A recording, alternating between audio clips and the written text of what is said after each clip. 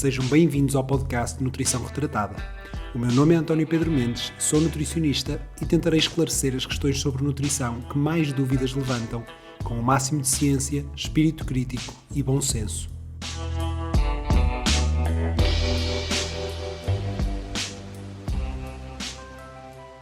A aveia é um cereal multifacetado e que se destaca dos demais pelos vários nutrientes que permitem uma utilização em contextos tão distintos como alimentação humana, alimentação animal e até mesmo em cosmética.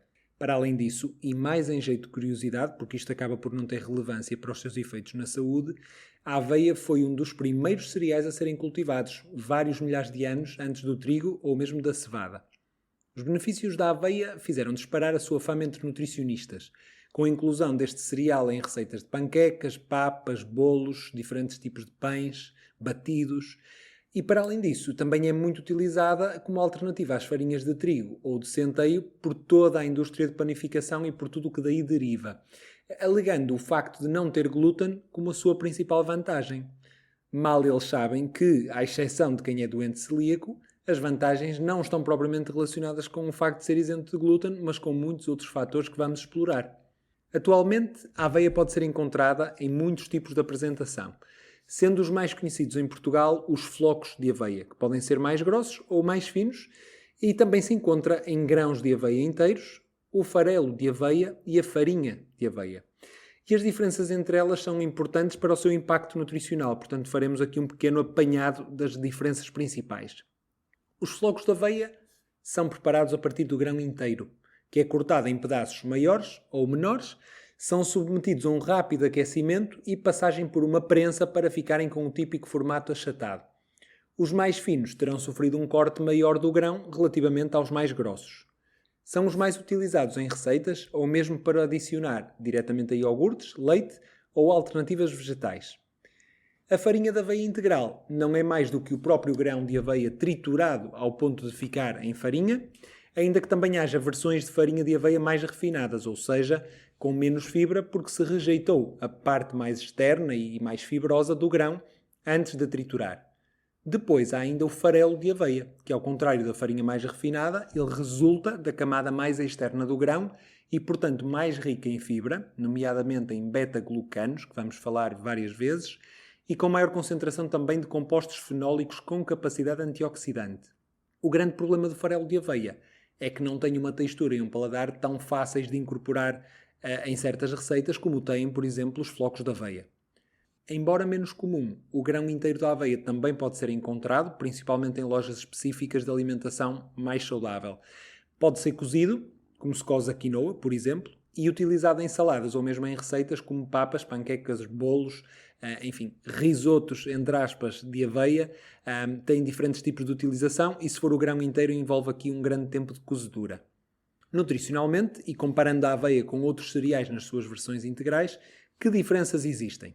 Bom, começamos pela parte do teor em proteína. A aveia tem mais proteína, cerca de 12 a 16 gramas por cada 100 gramas, e é um teor bem maior, bem mais significativo, por exemplo, que os flocos de centeio, e quase o triplo da quantidade que se encontra, por exemplo, no arroz. Ainda que a qualidade da proteína da aveia, quando analisada de forma isolada, não seja incrível, porque tem um baixo teor do aminoácido lisina, a verdade é que quando juntamos aveia a outros alimentos, eles complementam-se do ponto de vista de aminoácidos e permite aumentar significativamente o seu índice de qualidade. Aliás, se há alimentos que casam muito bem com a aveia, em termos de complementariedade de aminoácidos, são os laticínios, nomeadamente os muito usados leite e iogurte. A aveia também é um fornecedor extraordinário de fibras, estamos a falar aqui de pelo menos 11, 12 gramas por cada 100, em linha com os flocos de centeio integrais ou os flocos de trigo integrais, e é nestas fibras que se encontram um tipo particular de fibras solúveis denominado beta-glucanos, que parece residir a principal vantagem no consumo de aveia. Esta grande quantidade de beta-glucanos é apenas comparável aos flocos de centeio integrais. Já quando se compara ao trigo, a aveia e o centeio apresentam 5 a 6 vezes mais beta-glucanos. Mas quanto ao efeito deste tipo de fibras, já lá chegaremos. Tem também uma boa quantidade de compostos fenólicos, conhecidos pela sua atividade antioxidante, mas aqui temos que ser honestos, não tem uma quantidade significativamente superior relativamente a outros cereais, nomeadamente trigo ou milho. Quanto ao índice glicémico, e quando se compara com outros tipos de cereais, aqui sim pode haver alguma vantagem para a aveia, principalmente se forem usados flocos de aveia, em detrimento de farinha de aveia ou aveia instantânea. Portanto, se o objetivo é ter uma resposta glicémica mais estável, faz sentido não triturar esses flocos de aveia, cozendo-os diretamente ou usando sem processamento térmico. A aveia tem sido muito estudada pela sua potencial vantagem na diminuição de fatores de risco cardiovasculares e na diminuição de risco de eventos desta natureza, nomeadamente a doença arterial coronária. Portanto, há uma diminuição de risco muito significativa. Os seus efeitos parecem dever-se às suas fibras, aos tais beta-glucanos e a outros compostos bioativos, e estamos aqui a falar de centenas de compostos identificados.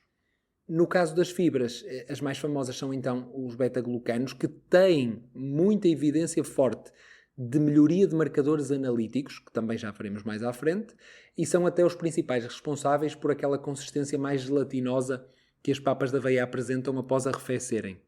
Para além disso, a aveia apresenta uma boa capacidade anti-inflamatória devido aos seus fitosteróis e flavonoides. Há inclusive alguns estudos que comparam a aveia com alimentos semelhantes à base de trigo e concluem que o efeito na glicemia é mais favorável no caso da aveia.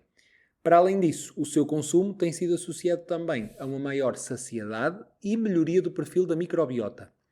Um estudo publicado há pouco mais de um ano, em 2022, tentou perceber o seguinte: o que é que acontece às análises de pessoas às quais se inseriu diariamente na dieta ou flocos de aveia, ou farelo de aveia, ou mesmo diretamente os beta-glucanos isolados.